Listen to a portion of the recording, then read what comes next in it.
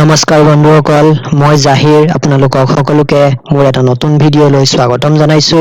আৰু আজি আমি এই ভিডিঅ'ত আমাৰ হাৰ্টথ্ৰব অসমৰ হাৰ্টথ্ৰব জুবিন গাৰ্গ ডাঙৰীয়াৰ বিষয়ে বিতংভাৱে আলোচনা কৰিম। তেওঁৰ বায়োগ্ৰাফিৰ ওপৰত তেওঁ যিমানবিলাক আমাৰ কাৰণে গীত ৰচনা কৰি থৈ গৈছে, তেওঁ যিমানবিলাক চিনেমা কৰি থৈ গৈছে, সকলোবিলাকৰ বিষয়ে আমি এই ভিডিঅ'ত আলোচনা কৰিম।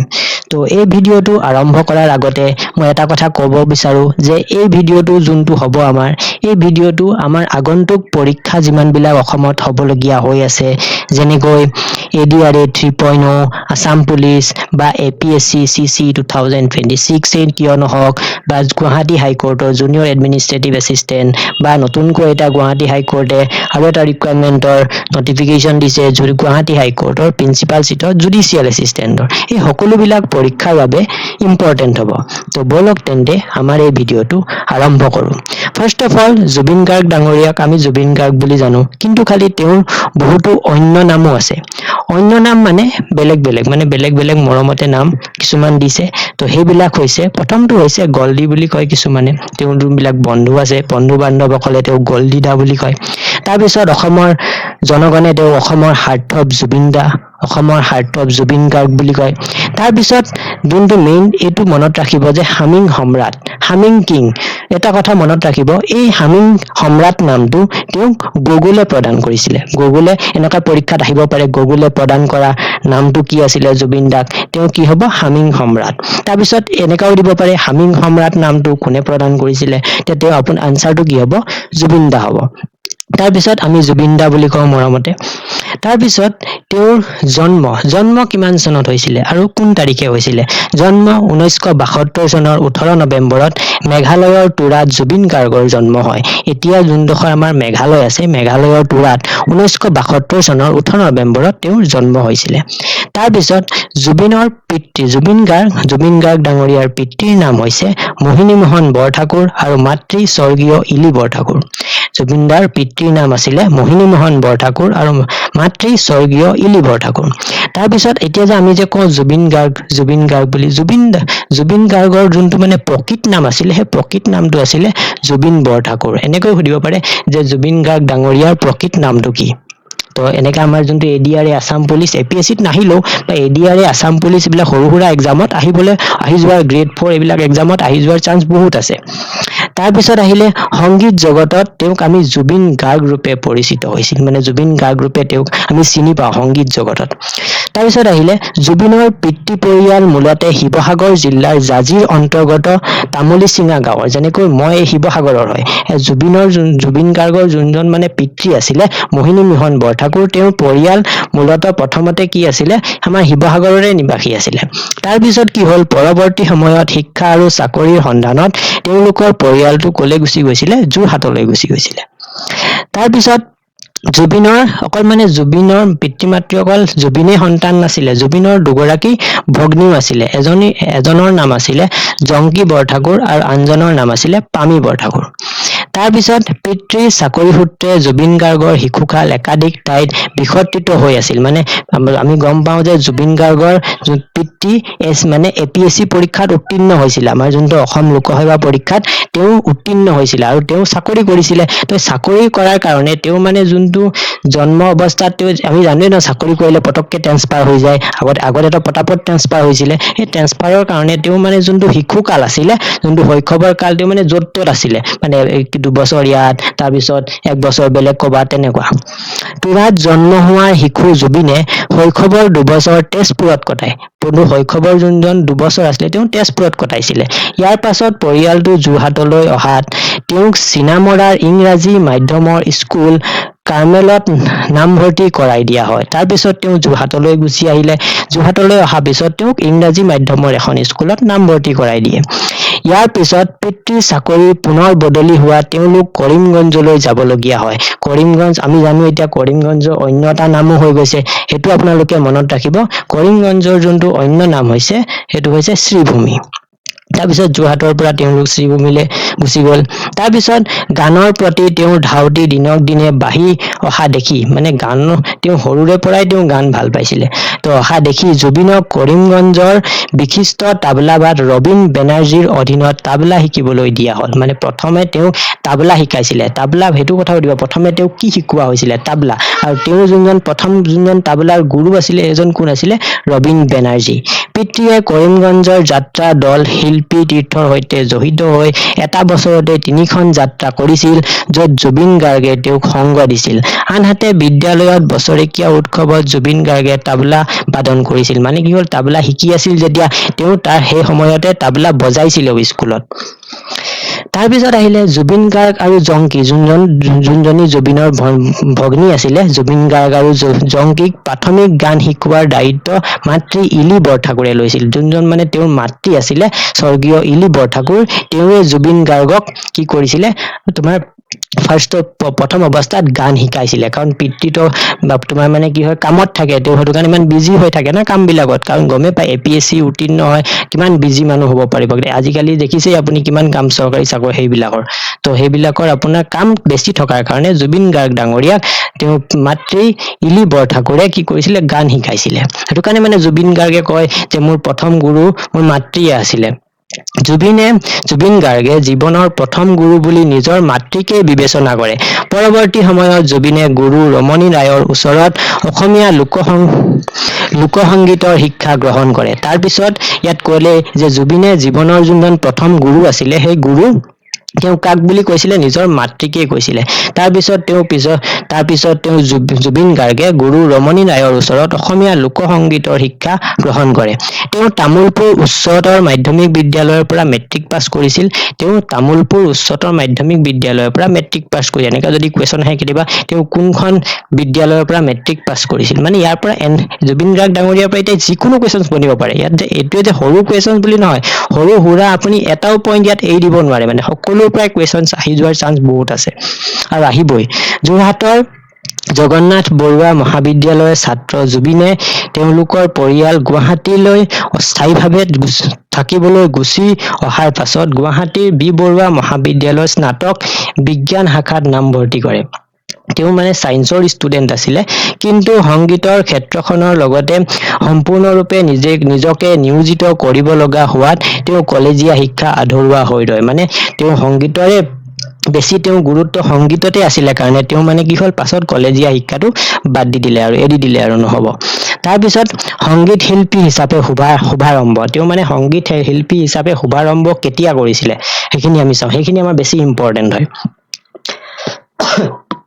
বি বৰুৱা কলেজত পঢ়ি থাকোতে 1992 চনত গুৱাহাটী বিশ্ববিদ্যালয়ত অনুষ্ঠিত যুৱ মহোৎসৱ পাশ্চাত্য সংগীত শাখাত একক পৰিবেশনত স্বৰ্ণ পদক অৰ্জন কৰাটোৱে আছিল জুবিন গাৰ্গৰ জীৱনৰ টাৰ্ণিং পইণ্ট। মানে 1992 চনত গুৱাহাটী বিশ্ববিদ্যালয়ত তেওঁ স্বৰ্ণ পদক অৰ্জন কৰিছিল। সেই স্বৰ্ণ পদক অৰ্জন কৰাৰ পিছৰে পৰা তেওঁৰ জীৱনৰ মানে টাৰ্ণিং পইণ্ট ষ্টাৰ্ট হৈ গৈছিলে। 1993 চনত দুৰ্গা পূজাৰ ষষ্ঠীৰ দিনা NK প্ৰডাকশ্যনে পৰিবেশন কৰা প্ৰথম এলবাম অনামিকা। আমাৰ সুধিব পাৰে যে জুবিন গাৰ্গ ডাঙৰীয়াৰ প্ৰথম এলবাম কোন চনত প্ৰকাশ পাইছিলে আৰু তেওঁৰ নামটো কি আছিলে? তেওঁৰ নামটো আছিলে অনামিকা আৰু চনটো মনত ৰাখিব 1993 চনত। মুক্তি হোৱাৰ লগে লগে তেওঁ পেছাদাৰী সংগীত জগতখনত সোমাই পৰে আৰু ইয়াৰ যোনটো প্ৰডাকশ্যন কোনে কৰিছিলে? NK production. তেওঁ প্ৰথম বাণীবদ্ধ হোৱা গীত দুটা, তাৰপিছত তেওঁ যোনটো যে প্ৰথম দুটা বাণীবদ্ধ, তেওঁ যোনটো যে ৰেকৰ্ড কৰিছিলে, প্ৰথম দুটা যোনটো গীত আছিলে তুমি জানো পাৰিবা শুন আৰু তুমি জোনাকী সুবাস, এই গীত দুটা তেওঁ ঋতু নামৰ এলবামটোৰ বাবে বাণীবদ্ধ কৰিছিলে। কোনটো এলবামৰ কাৰণে আছিলে? ঋতু। এলবামটোৰ নাম যদি সোধে ঋতু হব। অনামিকা এলবামটোৱে গতানুগতিকভাৱে অতি কম সময়তে সমগ্ৰ উত্তৰ পূব ভাৰতত ইনষ্টেণ্ট হিট ৰূপে জনপ্ৰিয়তাৰ শীৰ্ষত আৰোহণ কৰিছিল। অনামিকা মানে যোনটো প্ৰথম এলবাম আছিলে তেওঁ, এই এলবামটোৱে তেওঁ মানে গোটেই উত্তৰ পূৰ্বাঞ্চলত ইমানেই হিট হৈ গৈছিলে যে একদম প্ৰথম অৱস্থাতে বহুত হিট হৈ গৈছিলে। তাৰপিছত পৰৱৰ্তী সময়ছোৱাত তেওঁ সপোনৰ সুৰ 1992 চনত, জোনাকী মন 1993 চনত, মায়া 1994, আশা 1995কে প্ৰমুখ্য কৰি ভালেমান এলবাম মুকলি কৰিছিলে।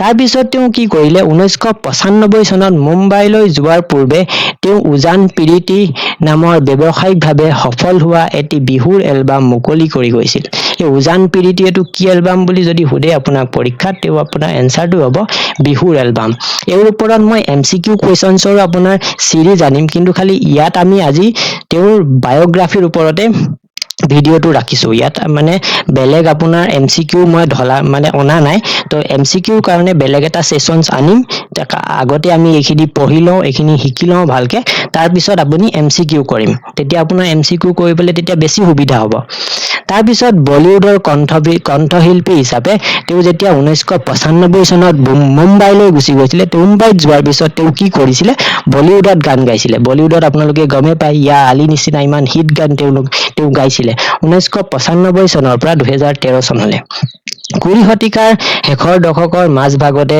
জুবিন গাৰ্গ ডাঙৰীয়াই বলিউড সংগীত জগতত কাম কৰিবলৈ মুম্বাইলৈ গুচি যায় আৰু তাৰ পৰাই তেওঁ প্ৰথম ইডিপপ একক এলবাম চান্দিনী ৰাত প্ৰকাশ কৰে তাত যোনটো প্ৰথম মুম্বাইত যোনটো তেওঁ প্ৰথম এলবাম তেওঁ প্ৰকাশ কৰিছিল সেই প্ৰকাশ কৰাৰ এলবামটোৰ নাম আছিলে চান্দিনী ৰাত তাৰপিছত তেওঁ গাদ্দাৰ 1995 দিল সে 1998 डोली सजा के रखना 1998 फिजा 2000 काटे 2002 আদি হিন্দী ভাষাৰ চলচ্চিত্ৰৰ বাবে গীত গাইছিল এইবিলাক সিনেমাটো তেওঁ কি কৰিছিলে গীত গাইছিলে ইয়া আলী নহয় আগতে তাৰ পিছত আহিলে ইয়া আলীৰ সফলতা গ্যাংষ্টাৰ আমি জানো যে গ্যাংষ্টাৰ সিনেমা এখন আছিল সেই গ্যাংষ্টাৰ সিনেমাখনৰে গান আছিল কি ইয়া আলী গ্যাংষ্টাৰ সিনেমাখনৰ জৰিয়তে জুবিন গাৰ্গে বলিউডত সৰ্বাধিক পৰিচিত লাভ কৰে তাৰ পিছত তেওঁ মানে বহুত হিট হৈ যায় বলিউডত ইয়াত তেওঁ ইয়া আলী গীতটো গাইছিল তাত কি গাইছিলে ইয়া আলী গীতটো গাইছিল এই গীতটোৰ জৰিয়তে তেওঁ 2006 চনত শ্ৰেষ্ঠ নেপথ্য কণ্ঠশিল্পী গ্লোবেল ইণ্ডিয়ান ফিল্ম এৱাৰ্ড লাভ কৰে তো এটো সুধিব পাৰে ইয়া আলী গীতটো কোনখন সিনেমাৰ হয় গ্যাংষ্টাৰ সিনেমাৰ আৰু গ্যাংষ্টাৰ সিনেমাৰ এই যোনটো ইয়া আলী গীতটো যে গাইছিলে এই ইয়া আলী গীতৰ বাবে তেওঁ কি পাইছিলে গ্লোবেল ইণ্ডিয়ান ফিল্ম এৱাৰ্ডছ পাইছিলে তো এটো মনত ৰাখিব আপোনালোকে এখন আপোনাৰ সিনেমাখনৰ যোনটো গানৰ এটো আপুনি ছবিটো দেখিছে ইয়াত বলিউড আৰু অসমীয়া চলচ্চিত্ৰ আৰু সংগীত উদ্যোগত গান গোৱাৰ সমান্তৰালকৈ 2003 চনত বাংলা সংগীত জগতত জুবিন গাৰ্গৰ অভিষেক ঘটে তেওঁ কি কৰিলে বলিউড আৰু অসমীয়া গান গোৱাৰ লগে লগে তেওঁ 2003 চনত কি কৰিলে বাংলা গীত গাবলৈ ষ্টাৰ্ট কৰিলে য'ত তেওঁ মন সিনেমা দুটা গীত গাইছিল প্ৰথম যোনটো বাংলা সিনেমাত তেওঁ গীত গাইছিল হেতু আছিল মন সিনেমা পাছৰ বছৰত তেওঁ হুধু তুমি সিনেমা তিনিটা গীত গায় আৰু ছবিখনৰ সংগীত পৰিচালনাও কৰে তো আপোনালোকে জানে যে ইন্ডিয়াত সবতছে বেছি গান গোৱা গায়ক যোনজন সিংগাৰ আছিল তেওঁ কোন আছিল জুবিন গাৰ্গ ডাঙৰীয়াই আছিল আৰু এটো মানে অসমৰ কাৰণে বহুত ডাঙৰ কথা ইয়াৰ ওপৰতো কোৱেশ্চনছ আহিব পাৰে যে ইন্ডিয়াত সবতছে বেছি সৰ্বাধিক গান গোৱা গায়কজনৰ নাম মানে শিল্পীজনৰ নাম কি আছিল তো কি হ'ব আমাৰ জুবিন গাৰ্গ ডাঙৰীয়া তাৰ পিছত সমগ্ৰ অসমৰ বিহু অনুষ্ঠান আৰু অন্যান্য সাংস্কৃতিক উৎসৱত জুবিন গাৰ্গে কেৱল অসমীয়া গীতেই নহয় হিন্দী বঙালী আৰু অন্যান্য ভাষাতো গীত গাইছিল যেনেকৈ সাউথ ইণ্ডিয়ান ভাষাবিলাকতো তেওঁ গীত গাইছিলে উল্লেখযোগ্য যে তেওঁ ট্ৰিনিডাড এণ্ড টবাগোত অনুষ্ঠান পৰিবেশন কৰিছিল তেওঁ মানে বাহিৰত যেনেকৈ ট্ৰিনিডাড এণ্ড টবাগো যোনখন আছে তাতো তেওঁ কি কৰিছিলে বাহিৰতো অনুষ্ঠান কৰিছিলে তেওঁ য'ত তেওঁ কেইবাটাও হিন্দী আৰু অসমীয়া গীত গাইছিল আৰু কনচাৰ্টৰ শিৰোনাম দখল কৰা প্ৰথমজন অসমীয়া মনোৰঞ্জনকাৰী হিচাপে পৰিগণিত হৈছিল ইয়াৰ ওপৰতো কোৱেশ্চন আহিব পাৰে যে ট্ৰিনিডাড আৰু টবাগোত অনুষ্ঠান যোনটো হৈছিল সেই অনুষ্ঠানত সেই কনচাৰ্টত শিৰোনাম মানে একদম টপত থকা প্ৰথমজন অসমীয়া কোন আছিল প্ৰথমজন অসমীয়া আছিল আমাৰ হাৰ্টথ্ৰব জুবিন গাৰ্গ ডাঙৰীয়া তাৰ পিছত আহিলে সংগীত জীৱনৰ যোনটো পাতনি তেওঁ মেলিছিলে ইয়াত মই জাস্ট কেইটামান আপোনাৰ সংগীত যোনকিটা মানে ইম্পৰ্টেন্ট হয় প্ৰথমটো আৰু এতিয়া যোনটো চলি আছে সেইবিলাকে আমি ৰাখিছো এই সংগীত জীৱনৰ বা যিমানবিলাক তেওঁ গান গাইছে তাৰ ওপৰত মই বেলেগ এটা ভিডিও আনিম কাৰণ মানে এইটো ভিডিওত যদি মই ডিসকাস কৰো সব মানে বহুত দীঘল হৈ যাব জুবিন গাৰ্গে মানে ইমানে এপ্ৰক্স 38000 মানে গীতে গাইছিলে তো ভাবি চাওক মানে হিমানখিনি যদি মই এই ভিডিওত ডিসকাস কৰো তো বহুত লম্বা হৈ যাব ভিডিওটো আৰু দৰ্শকে চাবলৈ অসুবিধা পাব তো সেইভাবে মই ইয়াত জাস্ট প্ৰথমটো আৰু যোনকেইটা ইম্পৰ্টেণ্ট আছে মই সেইকেইটাহে ৰাখিছোঁ। তাৰপিছত আমি গোটেইখিনি একেলগে যেতিয়া MCQ কৰিম বা তাৰপিছত এই সংগীত জীৱন তেওঁ যিমানবিলাক চিনেমা কৰিছে সেইবিলাকৰ যিমানবিলাক এৱাৰ্ডছ পাইছে সকলোবিলাকৰ ওপৰত বেলেগ বেলেগকে এটা ভিডিঅ' আনিম। যোনটো তেওঁ প্ৰথম অসমীয়া এলবাম আছিলে সেইটো আছিলে এইটো আপোনালোকে দেখিছে অনামিকা যোনখন এলবাম আছিলে এইখন। এই অনামিকা এলবামটোৱে 1992 চনত NK প্ৰডাকশ্যনৰ ফালৰ পৰা আপোনাৰ কি হৈছিলে পাব্লিছ হৈছিলে। তাৰপিছত হিন্দী আৰু বঙালী এলবাম ইয়াত লিখা আছে চান্দনী ৰাত চম্বা এইবিলাক আছিলে হিন্দী আৰু বাংলা যোনবিলাক এলবাম আছিলে সেইবিলাকৰ নাম। তাৰপিছত আহিলে অভিনয় জীৱন। অভিনয় জীৱনৰ আমি জানো যে তুমি মোৰ মাথো মোৰ বুলি চিনেমাখন ইউটিউবত এভেইলেবল আছে, সকলোৱে চাইছে আৰু যদি কোনোবা নাই চোৱা আপোনালোকে চাব পাৰিব। সেই চিনেমাখনে তেওঁৰ প্ৰথম চিনেমা আছিলে য'ত তেওঁ কি কৰিছিলে অভিনয় কৰিছিলে। জুবিন গাৰ্গ ডাঙৰীয়াই 2000 চনত NK প্ৰডাকশ্যনৰ অধীনত নিৰ্মিত তুমি মোৰ মাথো মোৰ ছবিত অভিনেতা আৰু পৰিচালক হিচাপে আত্মপ্ৰকাশ কৰে। এইখন আপোনাৰ চিনেমাখনৰ ছবি আপোনালোকে দেখিছে। ইয়াত আপোনাৰ যতীন বৰাও আছিলে এই চিনেমাখনত। তো এইখন আপোনালোকে যদি চোৱা নাই তো চাব, ইউটিউবত এভেইলেবল আছে। পৰৱৰ্তী সময়ত তেওঁ দীনবন্ধু, মন যায়তো বহুত ভাল চিনেমা, গানে কি আনে এইখনোতো চাইছে আপুনি, মিছন চাইনা ইয়াৰ ওপৰত কুৱেশ্যনো অলৰেডি আহি আছে, কাঞ্চনজংঘা এইখনো বহুত হিট চিনেমা হয়। আৰু এতিয়া আপোনাৰ কি হৈছে লাষ্ট তেওঁৰ যোনখন অন্তিম চিনেমা আছিলে সেইখনৰ নাম আছিলে ৰৈ ৰৈ বিনালে, যোনখন আপোনাৰ 2025 চনৰ 31 অক্টোবৰত মুক্তি লাভ কৰে। তো এইখনো সুধিব পাৰে যে ৰৈ ৰৈ বিনালে কেতিয়া মুক্তি লাভ কৰিছিলে? 2025 চনৰ 31 অক্টোবৰত। আৰু এইখন আপোনাৰ পোষ্টাৰখন দেখিছে আপুনি। এইখন আপোনাৰ কি হ'ল, এইখন আপোনাৰ অসমৰ ফাৰ্ষ্ট মিউজিকেল চিনেমা হয়। তো এইটো কুৱেশ্যন থাকিব পাৰে অসমৰ প্ৰথম মিউজিকেল চিনেমা নামটো কি তাৰ? তো মানে সেই চিনেমাখনৰ নামটো কি? তো হ'ব কি ৰৈ ৰৈ বিনালে। তাৰপিছত আহিলে জুবিন গাৰ্গে অভিনয় কৰা একাধিক ছবিয়ে বক্স অফিচত সফলতা লাভ কৰিছিলে। মানে যিমানবিলাক তেওঁ ছবি কৰিছিলে তেওঁৰ জীৱনত তাৰ বেছিভাগ ছবিয়ে মানে বক্স অফিচত মানে কি হ'ল সফলতা, মানে বহুত পইচা ইনকাম কৰিছিলে। জুবিন গাৰ্গ এজন কি আছিলে ফুটবল অনুৰাগী আছিল। তেওঁ ফুটবল খেল বহুত ভাল পাইছিলে। আৰু জুবিন গাৰ্গে ডাঙৰীয়াই অসমৰ যেতিয়া মানে কা বিৰোধী আন্দোলন হৈ আছিলে, কা বিৰোধী প্ৰতিবাদত আগভাগ লোৱা অন্যতম গায়কৰ মাজত মানে শিল্পীৰ মাজত চবতছে শ্ৰেষ্ঠ শিল্পী তেওঁৱে আছিলে। যে তেওঁ চৰকাৰৰ বিষয়ে একদম ডাইৰেক্ট মাত মতা মানুহ আছিলে। ৰিবেল ছিংগাৰ বুলি কয়। অসমত মানে এজনে ৰিবেল ছিংগাৰ আছিলে, তেওঁ আছিলে কি জুবিন গাৰ্গ ডাঙৰীয়া। তেওঁ মানে ডাইৰেক্ট মানে চৰকাৰক ডাইৰেক্ট কথা কোৱা মানুহ আছিলে, তেওঁ ভয় নকৰা মানুহ আছিলে। তো 2021 চনত তেওঁ কি কৰিছিলে COVID-19, আমি জানো যে 2021-20 এই বৰ্ষটোত আমাৰ কি হৈছিলে COVID-19 বহুত হৈছিলে। মানে কভিডে মানে বহুত বেয়া সংহাৰী ৰূপ লৈছিলে। সেই সংহাৰী ৰূপ লোৱাৰ সময়ত তেওঁ গুৱাহাটীত যোনটো দুমহলীয়া যোনটো ঘৰ আছিলে সেই ঘৰটো তেওঁ কি কৰিছিলে কভিড চেণ্টাৰৰ কাৰণে আগবঢ়াইছিলে। তেওঁ মানে মনটো বহুত চাফা আছিলে এইবিলাকৰ ক্ষেত্ৰত। মানুহক তেওঁ কি বুলি কয় সদায় তেওঁ মানে কৈছিলে যে মই আপোনাক ইণ্টাৰভিউত কোৱা শুনিছো, তেওঁ মানে সদায় মানে ধনী মানুহৰ লগত কেতিয়াও নাথাকে, সদায় তেওঁ দুখীয়া মানুহৰ লগত থাকিছিলে। আৰু দুখীয়া মানুহক তেওঁ সদায় কি কৰিছিলে সহায় কৰিছিলে, সহায় সহযোগিতা আগবঢ়াইছিলে। তো এই যোনটো তেওঁ চেণ্টাৰ বনাবলৈ দিছিলে, ইয়াৰ লক্ষ্য আছিল সেই সময়ৰ যোনবিলাক মানে কভিড ৰোগী ইমান হৈ গৈছিলে যে কভিড ৰোগীত মানে বিচনা মানে বেডিঙৰ কাৰণে অসুবিধা হৈছিলে।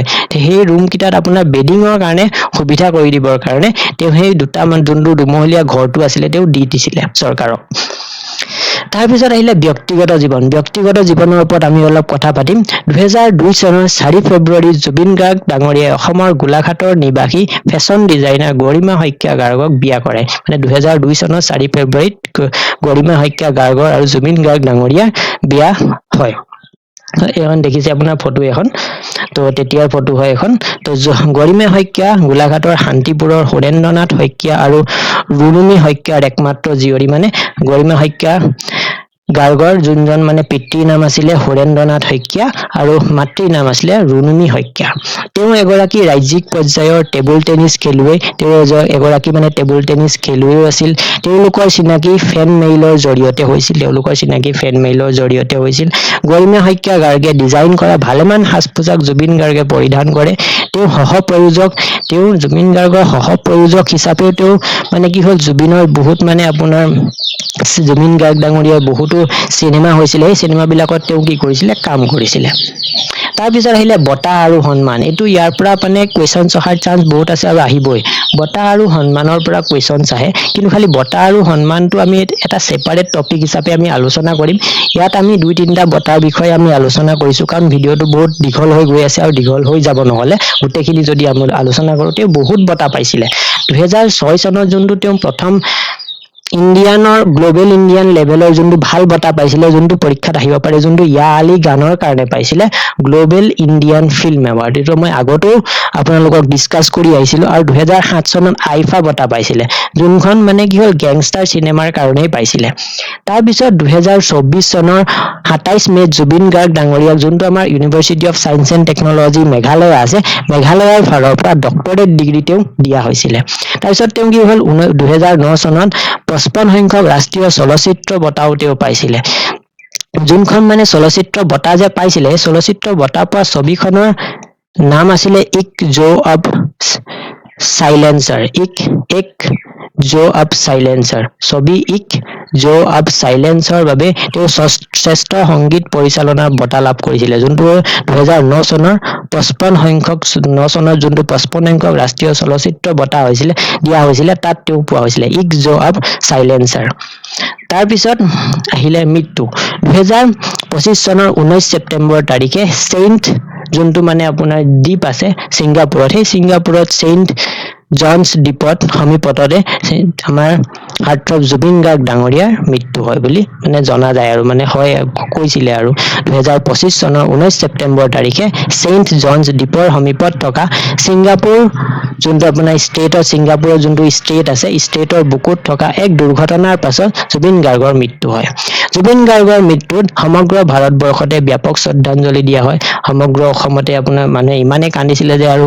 কি কম আৰু শ্ৰদ্ধাঞ্জলি স্বৰূপে অসম চৰকাৰে 20 ছেপ্টেম্বৰৰ পৰা 22 ছেপ্টেম্বৰলৈ তিনিদিনীয়া ৰাজ্যিক শোক ঘোষণা কৰে মানে তিনিদিন কি 7-8 দিনলৈ দোকান পোহাৰ বন্ধ হৈ গৈছিলে সিংগাপুৰৰ পৰা জুবিন গাৰ্গৰ পাৰ্থিৱ শৰীৰ গুৱাহাটী আহি পোৱাৰ পাছতে লক্ষাধিক লোক তেওঁ শৰীৰ কঢ়িয়াই নিয়া বাহনৰ কাষত থিয় দিয়ে একাধিক বাতৰিৰ মতে লিমকা বুক অফ ৰেকৰ্ডছে সমবেত হোৱা লোকৰ সংখ্যাক পৃথিৱীৰ ভিতৰতে চতুৰ্থ সৰ্বাধিক হিচাপে অভিহিত কৰে যেনেকৈ মাইকেল জেকসন পোপ ফ্ৰান্সিছ আৰু দ্বিতীয় ৰাণী এলিজাবেথৰ পাছত আমাৰ জুবিন গাৰ্গ ডাঙৰীয়াৰ নাম হৈছিলে কাৰণ তেওঁ মানে যোনটো শেষ শ্ৰদ্ধাঞ্জলিৰ সময়ত ইমানেই মানুহ হৈছিলে যে মানে গোটেই ৱৰ্ল্ডৰ ভিতৰত চতুৰ্থ স্থানত তেওঁ আহিছিলে তাৰপিছত 2019 চনত গুৱাহাটীৰ বি বৰুৱা বিশ্ববিদ্যালয়ত অনুষ্ঠিত এক সংগীতানুষ্ঠানত জুবিন গাৰ্গ ডাঙৰীয়াই উল্লেখ কৰিছিলে যে তেওঁ মৃত্যুৰ সময়ত মায়ামানী ৰাতিৰ বুকুত যোনটো মানে ফেমাছ সং আছে যোনটো অসমত যোনটো বহুত ফেমাছ সং হয় সেই ফেমাছ সংটো বজাবৰ কাৰণে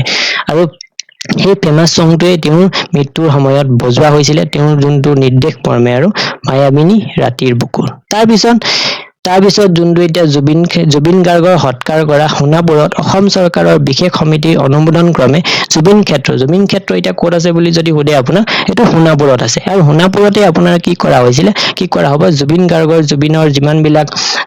ডাঙৰীয়া যিমান বিলাক সৃষ্টিৰাজি আছে সকলোবিলাক তাত স্থাপন কৰা হ'ব স্থাপন কৰাৰ সিদ্ধান্ত এতিয়াও কাম চলি আছে আমাৰ অসম চৰকাৰে এতিয়াও ষ্টাৰ্টিং কৰিয়ে দিছে তো এই ভিডিঅ'ত আমি ইমানেই চালো জুবিন গাৰ্গ ডাঙৰীয়া যিমান বিলাক বায়োগ্ৰাফি আছিলে বায়োগ্ৰাফি জন্মৰ পৰা মৃত্যু পৰ্যন্ত যিমান বিলাক তেওঁ ব্যক্তিগত জীৱনকে লওক বা তেওঁ যিমান বিলাক অভিনয় কৰিছিলে সিনেমাত বা যিমান বিলাক সংগীত জীৱন এইবিলাকৰ ওপৰত আমি বেলেগকে ভিডিঅ' এটা আনিম কিন্তু খালি ইয়াত আমি নৰ্মেল যোনবিলাক জুবিন গাৰ্গৰ জন্মৰ পৰা মৃত্যুলৈকে যিমান বিলাক বায়োগ্ৰাফিৰ ওপৰত এই ভিডিঅ'টো কৰা হৈছিলে যদি আপোনাক এই ভিডিঅ'টো ভাল লাগিল তো লাইক কৰিব শ্বেয়াৰ কৰিব আৰু চেনেলত যদি নতুনকৈ ভিজিট কৰিছে তেন্তে সাবস্ক্ৰাইব কৰিবলৈ নাপাহৰিব তো এই যোনটো এই ভিডিঅ'টো ইম্পৰ্টেন্ট হয় অসমৰ যিমান বিলাক আহিবলগীয়া এক্সামছ আছে সকলোবিলাকৰ কাৰণে আৰু লগতে ইয়াৰ পিছত MCQ সিৰিজো আনিম তাৰ পিছত যোনখন অভিনয় কৰা সিনেমা বিলাকৰ ওপৰত তাৰ পিছত আপোনাৰ